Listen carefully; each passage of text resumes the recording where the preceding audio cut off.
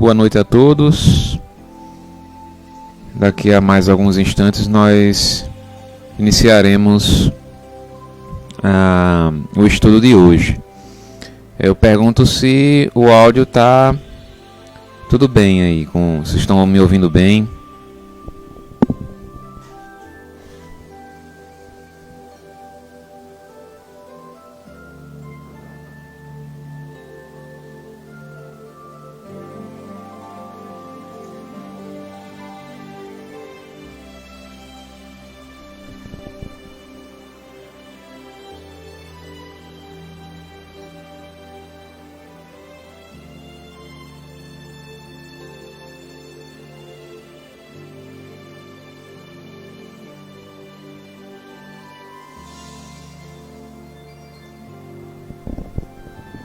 Bom, vamos aguardar, né? No momento, por enquanto, somos 8 pessoas ao vivo.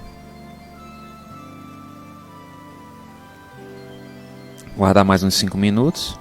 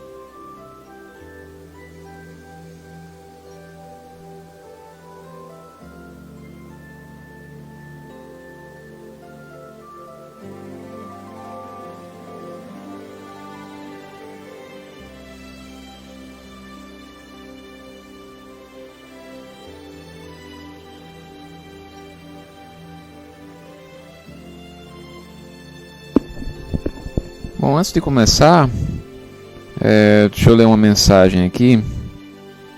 É do livro Agenda Cristã, pelo Espírito André Luiz e psicografia de Francisco Cândido Xavier. Você mesmo é o título da mensagem. Lembre-se de que você mesmo é o melhor secretário de sua tarefa, o mais eficiente propagandista de seus ideais, a mais clara demonstração de seus princípios, o mais alto padrão do ensino superior que seu espírito abraça e a mensagem viva das elevadas noções que você transmite aos outros. Não se esqueça igualmente de que o maior inimigo de suas realizações mais nobres, a completa ou incompleta negação do idealismo sublime que você apregoa, a nota discordante da sinfonia do bem que pretende executar, o arquiteto de suas aflições e o destruidor de suas oportunidades de elevação, é você mesmo. Então, nós somos os artífices, da nossa própria construção pessoal ou da nossa própria destruição. Cabe a nós escolhermos qual o caminho devemos tomar.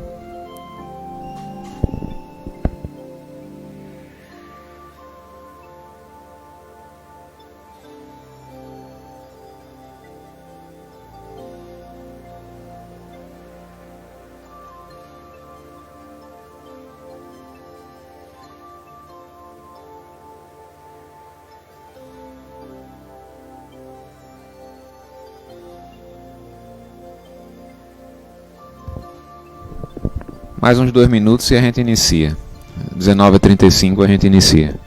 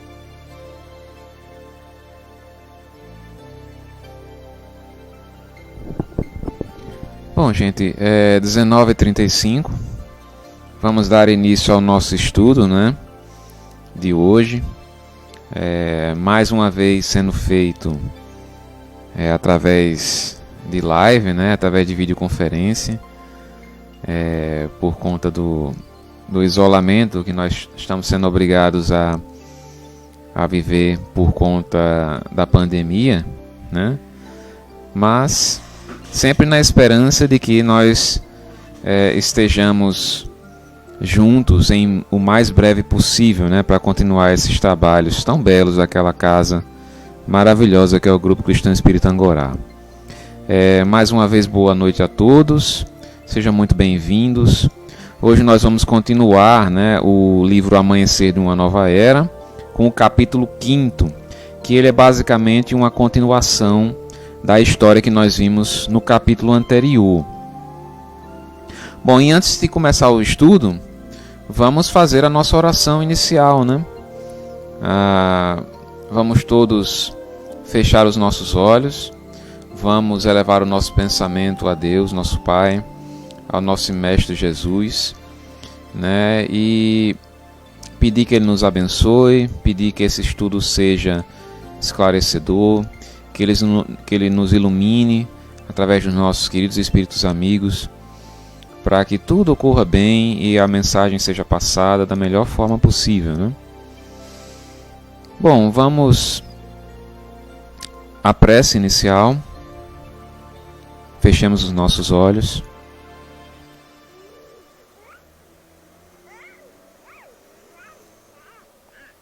Pai nosso que estais nos céus, na luz dos sóis que brilha nos infinitos, Pai de todos os aflitos deste mundo de escarcéus, santificado seja o teu nome, que tudo exprime ternura, concórdia, misericórdia, exprime amor. Venha ao nosso coração o teu reino de bondade, reino de paz, reino de claridade, na estrada augusta que nos leva à redenção. Cumpra-se o teu mandamento, Senhor, mandamento que não vacila, mandamento que não erra, seja nas engrenagens dos céus ou nas lutas da terra, onde ainda nos deparamos com tanta mágoa, tanta amargura, tanta casca, tanta violência. Evita-nos todo mal, mas dá-nos hoje o pão em nosso caminho. Permita que ele seja amassado com o trigo do amor nas mãos de carinho dos nossos amigos espirituais. Perdoa, ó meu Senhor, os débitos tenebrosos, de passados escabrosos de iniquidade e de dor. Auxilia-nos também nos nossos deveres cristãos, a amar a todos os nossos irmãos, primordialmente aqueles que ainda se acham distantes do bem. Sob a proteção de Jesus, livra a nossa alma do erro, deste mundo de desterro distante da tua luz. Que a tua ideal igreja seja o altar da caridade, onde nele se faça vontade do teu amor, sublime amor. Te pedimos, Senhor, com esta prece, permissão para darmos por iniciado o estudo do livro O Amanhecer de uma Nova Era, que possamos ser esclarecidos a todos que se encontram aqui presentes, encarnados, e também os desencarnados que porventura queiram ouvir as nossas palavras. Que assim seja, Senhor.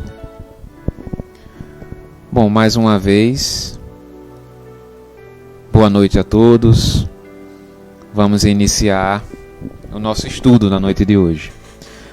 Bom, como eu disse, é o capítulo 5º do livro Amanhecer de uma Nova Era, né, pelo espírito Manuel Filomeno de Miranda, psicografia de Edivaldo Pereira Franco, né? Um livro que é basicamente a continuação do livro Transição Planetária, né, que a gente estudou em momentos passados. Bom, nós vimos no capítulo anterior que Manuel Filomeno, junto com a sua equipe, eles foram observar os trabalhos de uma casa espírita, né, uma casa de encarnados, né, espírita, e que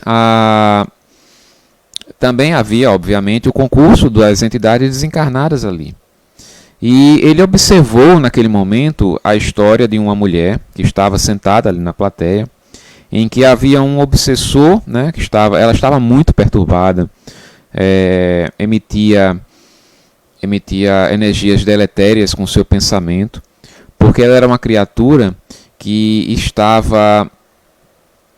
ela exercia a prostituição, né? Vendia o seu próprio corpo como forma de sobrevivência, e naquele momento ela estava perturbadíssima porque havia engravidado da pessoa que a explorava financeiramente, e ao chegar e contar essa notícia para essa pessoa, ele simplesmente rechaçou, né, a gravidez e pediu que ela fizesse um aborto. Então ela estava naquele dilema, naquele momento, sobre a questão do aborto. E ao passar em frente à casa espírita, o seu mentor espiritual, o seu guia espiritual que estava ali ao lado, intuiu-a, mesmo sem ela notar, né, uma intuição, até mesmo porque para ela não havia, ela não tinha nenhum tipo de religiosidade ou espiritualidade, mas mesmo assim o mentor e o guia espiritual dela estava ali ao lado, e indicou que ela parasse o carro na casa espírita. E ela lá foi tomada por uma paz, né, uma melhora na sua questão energética, mas mesmo assim ainda emitia essas energias de dúvida, né, com relação ao aborto, né, e refletia sobre a questão da sua genitura, que a havia iniciado nesse mundo de fama, de sucesso, de dinheiro a qualquer custo, ainda criança, né, e essa genitura ela desencarnou, deixando a própria sorte, e para poder solucionar os seus próprios problemas financeiros, ela enveredou pelo caminho da prostituição. E o capítulo também informa que foram aplicados passes energéticos, tudo para melhorar a questão dessa moça, né? Passes magnéticos para melhorar a questão energética dessa moça. E o capítulo 5º ele continua essa história, né? E continua assim. Dr. Bezerra, né, que estava presente no momento, solicitaram ao mentor dos trabalhos a devida permissão para o atendimento ao inimigo espiritual da jovem atormentada que se encontrava na sala contínua de passes. Ou seja, ao final da palestra, né, como acontece em muitas casas espíritas, ela, enquanto encarnada, se encaminhou para a sala de passes e o seu inimigo desencarnado, seu obsessor, foi acompanhado para a sala de desobsessão. E uma determinada médium recebeu essa entidade, né, que de inicialmente a entidade desejou prejudicar a médium, exteriorizando ondas de raiva carregadas de vibrações destrutivas que poderiam afetar-lhe o sistema endocrínico e mesmo o sistema nervoso simpático, sem conseguir o objetivo, razão das defesas naturais de que a senhora era portadora. Então mostra aqui a importância, né, da preparação do médium, principalmente aquele que vai fazer os trabalhos de desobsessão, que vai receber essas entidades perturbadas, né? É muito importante que ele esteja equilibrado, né, no dia que for fazer esses trabalhos. Na verdade, a vida do médium, o médium ostensivo, né, ele tem que ser muito equilibrado durante o máximo possível, né? Nós sabemos que todos nós somos criaturas imperfeitas ainda. E temos as nossas falhas, temos os nossos problemas, e que nem sempre nós vamos estar a 100%. Mas cabe a nós nos esforçarmos para que esse desequilíbrio não ocorra. E principalmente os médiuns que trabalham com essa questão da desobsessão, eles têm que ter um escudo protetor para poder realizar esses trabalhos, porque senão a entidade que ali vai aparecer, ela pode simplesmente desestruturar o médium de uma forma que pode prejudicá-lo até organicamente, dependendo da capacidade dessa entidade. Então, é importante que haja essa vigilância, né, de todos os médiuns que trabalham com isso. Mas no caso aqui da médium, né, lá do centro que o livro narra, apesar de todos os esforços da entidade, ela não conseguia atingir a médium, porque ela havia uma proteção, né? Ela tinha defesas naturais, que eram justamente a vigilância, né, da sua própria vida, que eu falei há pouco. E continuando, ele começa a se comunicar, né, e começa a dizer: o que se pretende de mim? Quem se atreve a deter-me na minha programática de vingança? O que está ocorrendo? Fortemente inspirado por Dr. Bezerra de Menezes, Marcelo, que era um dos encarnados, né, lá do centro, um experiente doutrinador, respondeu com bondade e lucidez. Interessante essa palavra, não se usa mais hoje em dia essa palavra doutrinador, porque dá a entender que há uma questão de superioridade em relação àquele que está dialogando com a entidade, né? E todos nós sabemos que não existem pessoas melhores do que as outras. Então, hoje em dia se utiliza dialogador, né? Não mais doutrinador. Então, o dialogador, né, respondeu com bondade e lucidez: pretendemos um contato com o amigo, a fim de estudarmos o seu problema e as razões do seu sofrimento, agora transformado em rude perseguição a quem certamente o prejudicou, né? Então ele já começa com uma fala de carinho, de afeto por aquela entidade. Porque todos nós sabemos que os obsessores, apesar deles estarem ali imbuídos no mal, movidos por um sentimento de ódio, são seres que são filhos nós somos todos filhos do mesmo Pai, são filhos de Deus também. E a maioria deles, eu acho que quase a totalidade deles que se envereda por esse mal, há um profundo sentimento, há um profundo sofrimento dentro deles, né? Eles, no caso do sentimento de vingança aqui da entidade, percebe-se que ele sofre muito, né? Que ele sofreu algo muito terrível em sua vida passada e que o fez alimentar este ódio contra a criatura, né, contra a moça que se encontrava encarnada.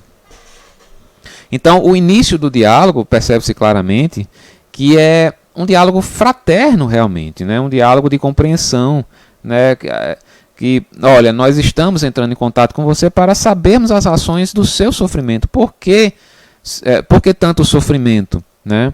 Mesmo que esse sofrimento seja transformado, mesmo que esse sofrimento fosse transformado, tenha sido transformado em uma rude perseguição àquela pessoa que certamente o prejudicou em um momento anterior. E continua.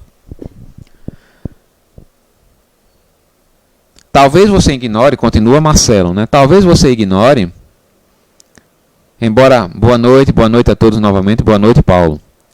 Talvez você ignore, embora haja morrido o seu corpo físico, que existem leis universais de amor, das quais ninguém consegue fugir. Vicejando no mundo espiritual onde se encontra, nada acontece por capricho de quem quer que seja. As soberanas leis funcionam por automatismo e também pela interferência do pensamento daqueles que se lhes direcionam a mente, suplicando ajuda e misericórdia. É o que está acontecendo em relação a você e à jovem que lhe experimenta os aculhos da perversidade. Né?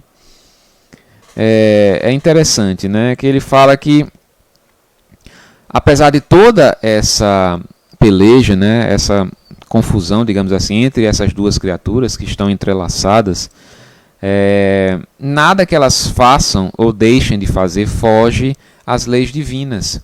Então as leis divinas, elas são cumpridas de qualquer maneira, independentemente da nossa vontade. Né? A gente às vezes fala, ora, mas como é que Deus permite, né, esse tipo de situação acontecer? Uma perseguição tão ferrenha de uma criatura em relação a outra. Ora, nada acontece por acaso. Como ele diz aqui, nada acontece por capricho de quem quer que seja, nem de Deus. Né? Então, as coisas acontecem pelas nossas próprias falhas, pelas coisas que nós fizemos de errado e que sofremos as consequências. Né? Nós colhemos aquilo que plantamos. Então, se há esse entrelaçamento entre essas duas criaturas, há uma história pregressa, né, que fez com que chegasse até esta situação. Né, e que era justamente o que estava acontecendo com eles. E o Marcelo, né, que é o encarnado, lá o membro do Centro Espírita, ele fala isso para a entidade. Né? O que está acontecendo com você é justamente em decorrência das próprias leis divinas. Né? Então, nada que você fizer, ou nada que você deixe de fazer, vai interferir no cumprimento das leis divinas. E continua. Agora, a entidade a falar. Você se refere à víbora destruidora de vidas? Conhece, por acaso, a dissoluta e cruel, mascarada de angelitude? Ele fala nesse sentido porque ela, externamente, né, nós vimos nos capítulos anteriores, fala que era uma mulher muito bonita e que muito agradável, né, assim, de bom trato. Né? Então ele fala que ela é mascarada de angelitude. E continua, insensível e interesseira. É uma destruidora de lares e de vidas. Provoca paixões, explora as suas vítimas e entrega-se a um infame comparsa que a devora. E natural que assim aconteça, porque igualmente me comprazo na sua forma desregrada de viver, participando de todos os seus conúbios sexuais que me facultam a vampirização das suas energias que me nutrem. Olha só a situação que essas duas criaturas se encontram. Né? Um ódio terrível do obsessor. Ao mesmo tempo que ele exerce esse ódio, ele quer destruir a moça, ele também se alimenta das energias deletérias que ela emite através, que ele chama aqui de conúbios sexuais, né, que eram os trabalhos que ela realizava como prostituta, né? E isso acontece não só com ela, mas com todos que têm uma vida desregrada, ou desequilibrada, e de todas as formas, né? Principalmente a vida sexual. Tem um livro que se chama Sexo e Obsessão, também de Manuel Filomeno de Miranda e de Valdo Pereira Franco. Ele trata de forma bem aprofundada essa questão, e ele diz claramente no livro assim, que um dos maiores desequilíbrios que o ser humano pode ter é justamente o desequilíbrio na área sexual, que a quantidade de energias deletérias que nutrem essas criaturas perversas, que vêm justamente sugar as suas energias, é absurdo, assim, é algo enorme, né? Assim, é um dos maiores débitos que o ser humano pode angariar, justamente essa questão da energia sexual má canalizada, né? Porque, diferentemente das doutrinas mais antigas, que tornavam a atividade sexual como algo pecaminoso, algo sujo, né? O que na verdade nós devemos compreender sobre isso é que a atividade sexual é criada também por Deus, né? E que, na verdade, como tudo na vida, ela deve ser exercida com equilíbrio, né? Com equilíbrio, com limites, né? De forma a justamente nós não cairmos nesse abismo energético que nos prejudica, iria nos prejudicar terrivelmente, né? Nós vemos quantos crimes não são cometidos, né, em face desse tipo de desequilíbrio, né? Então, depois dessa discussão, dessa descrição aqui, né, o desabafo dele com relação à moça, né, nós continuamos. E ele começa então a contar a história pregressa. Claro que existem os obsessores que se aproximam da criatura tão somente para lhe absorver aquelas energias, se alimentar, principalmente do álcool ou das atividades sexuais desregradas, né? Sempre tem aquele espírito que ali vê uma porta aberta e adentra ali para absorver essas energias, né? Para sugar essas energias. Mas o obsessor, como é o caso aqui, o obsessor de ódio mesmo, de sentimento de vingança, sempre tem uma história pregressa. Sempre tem algo que o obsidiado fez para o obsessor, né? Que justamente fez com que criasse esse ódio, né? É um círculo vicioso em que um ofende o outro de forma indefinida e infinita, né? Que é um círculo que ele só vai se quebrar quando uma das partes resolver não mais agredir o outro, ser agredido e não mais agredir. É onde tem aquela questão da mensagem do Evangelho de dar a outra face, né? É que quando você for agredido, não agrida de volta, né? Dar a outra face não é você se entregar à agressão de modo a deixar que você seja agredido, não é isso. Você tem o direito de defesa, obviamente, mas o sentimento nesse caso é de você não agredir de volta, por pior que seja a agressão. Porque sempre vai causar aquela espiral que você agride a pessoa e a pessoa nutre aquele sentimento de ódio e depois ela lhe agride novamente. Você nutre um sentimento de ódio novamente e vai agredindo de forma infinita, sem parar, né? Até o momento que um dos agressores resolve não mais se vingar, né? Não mais exercer o seu ódio, né? E é um dos meios mais eficientes assim para nós afastarmos os obsessores. É justamente mostrarmos para eles que, apesar de nós termos feito algo que os prejudicou, né, em algum momento, nós não somos mais aquela pessoa. Nós estamos nos esforçando para mudar, né? E no caso, fazer as nossas orações, obviamente, pedindo para que a pessoa ou a entidade ela se afaste de nós, mas também devemos dar o exemplo para ela, né? Mostrar que nós não somos a mesma pessoa, mostrar que nós somos diferentes, que não iremos mais realizar aquele tipo de ato que prejudicou tanto, né?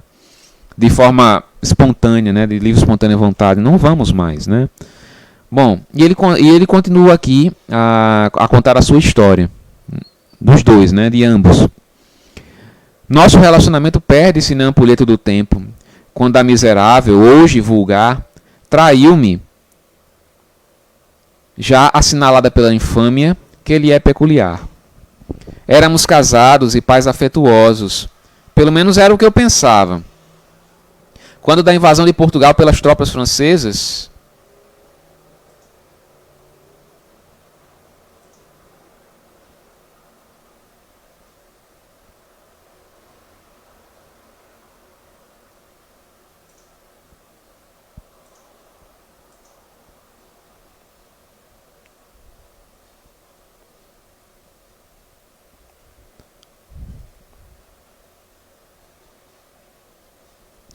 houve uma parada aqui. Vocês continuam me ouvindo?